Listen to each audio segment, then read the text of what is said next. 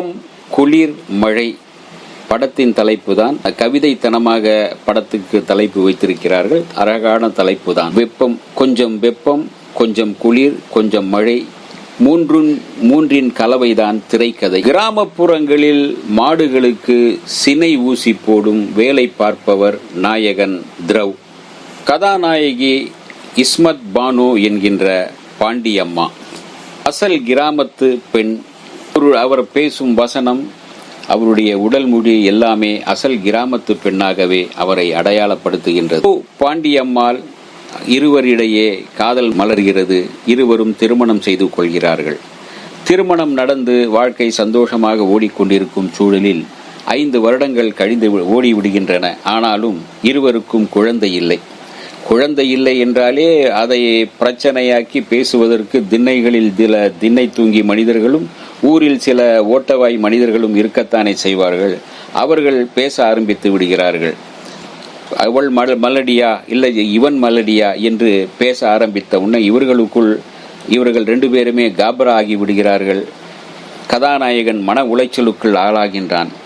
கதாநாயகனின் மன உளைச்சலை தீர்க்கவும் தன் மீது மலடி என்கின்ற அந்த சொல்லை நீக்கவும் கதாநாயகி பாண்டியம்மா ஒரு புது முடிவு எடுக்கின்றாள். அதன்படி அவள் தாயாகின்றாள். அவர்களுக்கு ஒரு குழந்தை பிறக்கின்றது. அந்த குழந்தை வளர்கின்றது.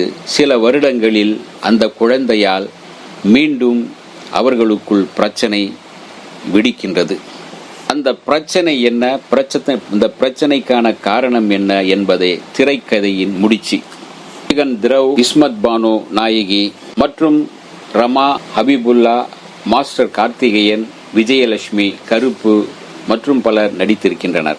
ஒளிப்பதிவு பிரிவித் ராஜேந்திரன், இசை சங்கர். வெப்பம் அதிகமாகும் போது நாட்டில் நடக்கவே முடியலங்க, இவ்வளவு டிகிரி ஏறிடுச்சு வெயிலுங்க அப்படின்னு சிலரை புலம்ப வைக்கும்.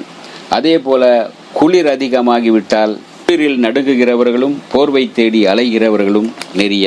அதே போல மழை அதிகமாகிவிட்டால் அதனால் ஏற்படுகின்ற பாதகமும் உண்டு, சாதகமும் உண்டு. மழையின் அளவை பொறுத்தே அது. இதுதான் இந்த திரைக்கதையில் வெப்பம், குளிர், மழை எப்படி இந்த திரைக்கதைக்குள் ஊடுருவி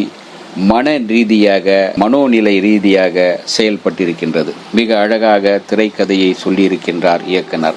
கிராமத்தின் பின்னணியோடு படம் சரியாக செல்கின்றது.